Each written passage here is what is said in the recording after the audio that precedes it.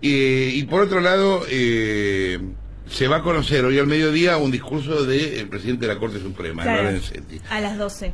Algo que sucede en el medio de un vendaval de rumores de todo tipo, algunos de los cuales dicen que hubo un acuerdo entre la Corte y el gobierno. Claro, lo que se está hablando, a ver, recordemos que el enfrentamiento, si se quiere, entre la justicia y el gobierno nacional viene desde aquel paquete de leyes del gobierno nacional de hace 2 años de la reforma de la justicia, terminar con la cuestión del partido judicial, o la democratización de la justicia como lo presentó en su momento el gobierno. En esa instancia había varias leyes, la que te acordás que se reformó el tema de las declaraciones juradas, se reformó la cuestión del Consejo de la Magistratura, que después la frenó la Corte. ¿Quién iba a manejar la plata del Poder Judicial? Ahí hubo una disputa muy fuerte entre el Gobierno y la Corte Suprema. Finalmente, la caja, por decirlo de algún modo, quedó administrada por el Poder Judicial. Esa pelea fue encrudeciéndose y en el último tiempo, cuando coincide el final, o sea, el último periodo del gobierno kirchnerista, del gobierno de Cristina Kirchner, con un avance de la justicia en causas complicadas por corrupción. Sobre todo el año pasado con la causa de Bonadío por la denuncia de Otesur, con los papeles de Cristina, y ahora la denuncia de Nisman por el presunto encubrimiento a la AMIA. El domingo, cuando la escuchamos a Cristina, escuchamos un discurso muy fuerte contra lo que ella llamó el partido judicial. Sentado en primera fila estaba Ricardo Lorenzetti, presidente de la Corte Suprema de Justicia. Él puso caras mientras Cristina iba hablando y iba diciendo barbaridades, si se quiere, porque eran acusaciones, la verdad, muy fuertes respecto del Poder Judicial. Recordemos que ella dijo: últimamente el Poder Judicial se ha independizado de la Constitución, de las leyes, y advirtió esto de que la justicia está haciendo política, por decirlo de algún modo. ¿Qué pasó? Habló en primera persona de algunos fiscales, de algunos jueces, habló de la fiscal Fabiana León, habló del fiscal Ricardo Sáenz. No hubo respuestas por parte de los referentes de la justicia. No habló la Asociación de Magistrados, no hablaron los fiscales. ¿Qué te dicen? Estamos esperando a ver qué dice Lorenzetti este mediodía, a ver si va a ser una defensa del Poder Judicial o en realidad va a tener un discurso un poco más lavado. ¿Y qué dicen ellos? Eso daría cuenta de un acuerdo que se dice en tribunales que hubo y que tiene que ver con la desestimación. Sí, primero, o sea, como el primer punto de ese acuerdo sería la desestimación de Rafecas a la denuncia de Nisman, que se dio en un momento muy particular porque fue previo a la inauguración del periodo de sesiones ordinarias, fue previo a la cadena nacional en la que Cristina anuncia los cambios del gabinete y toma juramento a los nuevos ministros. Ustedes recordarán, ese día había en Casa de Gobierno un ambiente, un clima de jolgorio, la verdad que le sacó un peso muy grande de encima a todos los funcionarios de gobierno, retirando esa denuncia que incluía también a Héctor Timerman, al canciller, y al diputado de la Cámpora, Andrés Larroque. Cristina ya no estaba con el pedido para ser investigada por presunto encubrimiento. Eso fue muy bien recibido por el gobierno nacional, y lo que dicen algunos y lo que temen algunos en el Poder Judicial es que ese acuerdo haya sido más amplio y haya incluido que se caiga la cautelar que tiene frenada la designación de los fiscales de Gil Carbó. Si esa cautelar se cae y los fiscales finalmente son definidos, por ejemplo, habría 3 fiscales de Cámara, o sea, Germán Moldes, que es inclusive el que tiene que intervenir en la denuncia en la desestimación de Rafecas. O sea, ahora Policita va a apelar mañana. Una vez que Policita apela, se sortea la Cámara y la Cámara decide si da lugar y continúa con la denuncia o le da la razón a Rafecas y la denuncia queda ahí. Si la Cámara decide que esa investigación siga su curso, quien se tiene que expresar es Germán Moldes. Y lo que se dice es que Moldes está bastante molesto, que va a tener un mensaje muy, muy duro. Digo, en ese contexto es que hoy a las 12 habla Lorenzetti en la Corte, y por eso su mensaje, sobre todo hacia adentro, quizás para el común de la gente no termina como de interpretar la importancia o el valor simbólico de lo que Lorenzetti diga hoy, pero hacia adentro hay muchos esperando ese mensaje para ver hacia dónde va a ir. Ahora, ¿el gobierno no cree que Lorenzetti responda? Hoy la frase de Aníbal Fernández es bastante contundente y bastante particular, sabrá lo que tiene que decir, ¿no? Esa frase de él sabrá lo que tiene que decir. Es un poquitito intimidante. Por eso la frase de Aníbal ahora, Fernández. ¿tiene espalda Lorenzetti para responder a la presidenta? Es lo que también se preguntan otros, ¿o quedará todo en la nada? Cuando tuvo que discutir plata, discutió. El tema es si va a discutir algo más que plata. Claro. Y a ver, no esperemos de Ricardo Lorenzetti un discurso furioso, furibundo. Para nada, porque no es así él. Claro, todo lo contrario. pero la verdad es que no Todo le ha lo ido contrario. mal. Digo, cuando él ha necesitado marcar un límite o una distancia o una forma de independizarse, si querés, o decir, bueno, nosotros somos lo ha hecho a su estilo. No podemos esperar muchos títulos, o sea, no va a ser Carrió. Ahora, a nivel interno, digamos, en los tribunales, realmente la decisión de Rafecas generó un temblor, un terremoto y la bronca de muchos, porque lo que pone Rafecas de manifiesto a partir de ahora es justamente lo que decía Maru con respecto a Lorenzetti, se replica también a cada uno de los jueces, sobre todo ahora de la Cámara Federal, donde cada uno va a tener que blanquear su posición. Aquellos que estaban tratando de mantenerse un poco más ocultos, aquellos que estaban tratando de cuidarse un poco en posicionarse en esta idea de si sos parte del partido judicial, si sos parte de los golpistas, si sos parte de los patriotas, si sos parte del kirchnerismo o no, lo que hace Rafecas es poner de manifiesto un montón de internas que hay en Comodoro Pi. Por ejemplo, ahora Policita va a apelar el día de mañana, está terminando la apelación. La apelación tiene que opinar Germán Moldes, con quien Policita está peleado hace 5 años, no se dirige en la palabra, por ejemplo. Genera ahí una pequeña interna. Después va a tener que sortearse cuál de las 2 salas de la Cámara Federal va a tener que decidir. Bueno, ahí suponiendo que salga la sala 2, por ejemplo, que ratificó hace poquito el fallo de Vudú y que hasta ahora se creía cercana al gobierno. Bueno, va a tener que definir su posición. ¿Sigue siendo una sala cercana al gobierno y apoya la decisión de Rafecas?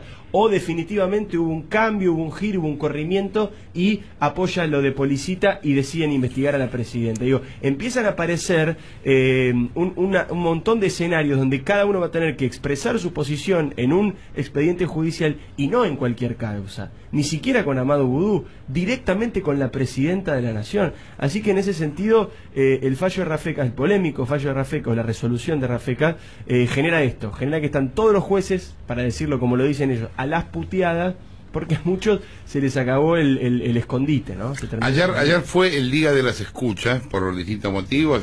El domingo Majul había dado a conocer algunas, dimos nosotros a conocer otras ayer a la mañana, y Infobae dio a conocer todas, de una manera muy particular, porque lo hizo sin discriminar de qué se trataban, con lo cual era muy cuestionable la utilidad de publicar todo, porque la gente no tenía idea de qué carajo estaba leyendo, porque leía números de teléfono que no sabía de quién eran.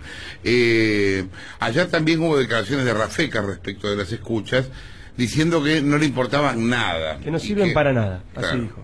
Claro, porque dice que lo importante estaba en la denuncia, digamos, en el papel, y que muchas de las que nosotros pasamos y que tienen otros ribetes, sobre todo políticos, no estaban en la causa y que no hacen a esa causa que se estaba investigando, que es la del presunto encubrimiento por el atentado. Hay miles de horas de escucha. Rafecas solo leyó la desgrabación parcial de 86 y ni siquiera las escuchó, sino que leyó la desgrabación de esto. Lo que dicen ahora y que va a estar seguramente en la apelación de Policita, es que lo que hace Rafecas es desestimar la denuncia porque dice que no está probada, o sea que vos no tenés que no hay tentativa de encubrimiento, o sea, el encubrimiento eso no es, y que eso no está probado en la denuncia. Lo que Policita va a decir seguramente es, bueno, no está probado porque muchas de las medidas de prueba que yo te solicité, algunas más audaces, otras más comunes, tenían que ver con justamente sumar, poder comprobarlo, y usted no las ordenó porque directamente desestimó la denuncia. Entonces, ahí habrá que ver qué es sobre todo, por eso lo que decía Diego, qué hace la Cámara y cómo juega en esto. Ayer se conoció también, dentro de todo el revoleo de material, escuchas, documentos, etcétera, que se viene dando, un pronunciamiento de la Comisión Bicameral del Congreso sobre el atentado de la AMIA, que estaba conformada, entre otros, por Cristina Kirchner. Y fue interesante que esto se conociera, porque con la firma de Cristina, este documento avala el trabajo de Galeano, Miolen y Barbaquia, que fueron apartados de la causa. Y digo que es curioso porque el domingo Cristina, en el discurso del Congreso, contó todo lo contrario. ¿Cómo yo es la denuncié, historia? dijo. Yo denuncié. En soledad. Claro, en así soledad. dijo la presidenta. A Galeano, digo que después fue corrido de la causa, que yo no me acuerdo ahora al final si terminó el juicio político o no. Sí, sí. Pero digo, o sea, ayer inclusive la diputada Elisa Carrió presentó un informe con las mentiras de la presidenta. Había mucha gente indignada por esto que vos decías ayer cuando empezábamos el programa. Cristina, en cuanto a discurso político o a presentación política, le saca un campo a cualquiera de los que quieren sucederla. Bueno, porque miente sin que se le mueva un pelo. Sí. Digo, Jorge, porque por ejemplo en ese informe al cual haces referencia, la presidenta afirmó frases como esta: que si bien los resultados hasta el momento no son los esperados, debe reconocerse la labor desarrollada por el señor juez federal Juan José Galeano, así como los fiscales Mühlen y Barbaquia. Y también dice que hay que garantizar la seguridad del juez Galeano, de los fiscales Mühlen y Barbaquia, y que no solamente tienen que investigar la causa AMIA, sino que además deberían también investigar la causa por el atentado a la Embajada de Israel. Digo, cuando uno lee esto y luego ve abajo la firma de Cristina, uno podría preguntar, ¿a qué Cristina le creo? Cristina versus Cristina. Por Nisman, claro, Cristina versus Cristina. ¿Cuál le creo? ¿A la de esta comisión que fue en el año 1997, este documento, no en el 94, como dijo la presidenta, sino en el 97, ya habían pasado 3 años, o a la de Cristina del domingo? Dice Cristina que para... A ver, tardaron 10 años, yo esto lo sé porque en su momento yo escribí un libro sobre el tema y era uno de los pocos tipos que atacaba a Galeano públicamente. Entonces, conozco bien el asunto. Se tardó 10 años en sacar a Galeano de la causa. Y no sacaban a Galeano porque el 95% de la gente vinculada en la AMIA, el 95%, o sea, la DAIA, la AMIA, los familiares, etcétera, lo bancaban a Galeano. Por distintos motivos, políticos, no políticos, económicos, andá a saber por qué. Pero todos lo bancaban a Galeano. Cuando yo saco al aire por América un intento de Galeano de coimear a Teseldín, ¿se acuerdan ustedes de eso? Que en un momento Galeano le dice a Teseldín, y está filmado en el propio despacho de Galeano por una cámara de Galeano, le dice a Teseldín, te vamos a pagar $400.000 para que declares, porque Lehman está haciendo un libro sobre la AMIA, etcétera, etcétera, etcétera, y de esta manera encubren una coima.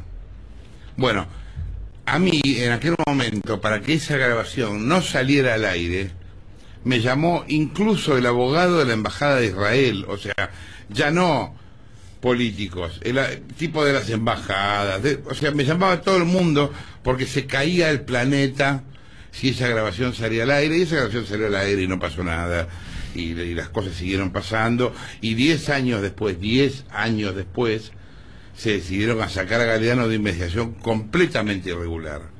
Ahora, todos defendían al rol de Galeano, no digo esto en descargo de Cristina, porque Cristina también lo hacía y ahora miente, digamos, ¿no? Ahora dice que no. El problema es que existen papeles, digamos, papeles firmados por ella y otros.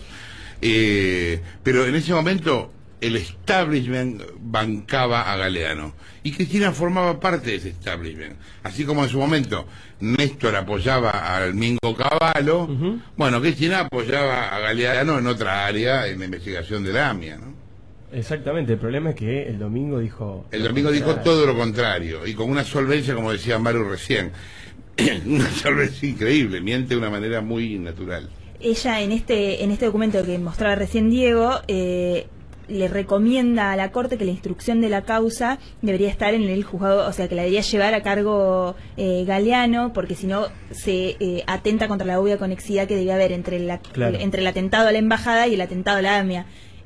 Habló también de eso y le pidió a la Corte, o sea, recuerdan ustedes que dijo, ¿por qué nadie curiosamente habla del atentado a la embajada? Bueno, que me diga la Corte qué pasó con esa causa. Acá le está recomendando a la Corte que esa causa debía llevarla a Galeano. O sea, ¿en qué quedamos? No contenta con elogiar la investigación de Galeano sobre la causa AMIA, también recomendaba... No, pero igual hay un error no solo de mentira de Cristina, sino que se olvidó de leer los diarios, porque hubo un pronunciamiento de la Corte sobre quiénes fueron los culpables o no. Yo personalmente creo que la investigación de la Corte no fue buena, lo escribí, lo publiqué todo. Ahora, la Corte dice que hay un conductor suicida, da el nombre y todo, o sea, es una cosa muy increíble. Por eso la cara de Lorenzetti como diciéndole, ¿qué me estás diciendo? Cuando vos preguntás cuál es la prueba de que había un conductor suicida, y esto que yo voy a contar es exactamente así, y está en el informe de la CIDE, no es una joda, es que encontraron el dedo gordo del conductor suicida en un, ¿cómo se llaman esas cosas que hay en la calle para tirar basura? En un container, en un volquete, en la esquina de Suipacha y Arroyo. Verosímil. Y que de ahí los tipos dedujeron que ese era el dedo gordo con suicida, que era de tal región de Medio Oriente por el dedo gordo, y encontraron el nombre. Y ahí cerraron el expediente. Vos me decís, bueno, es una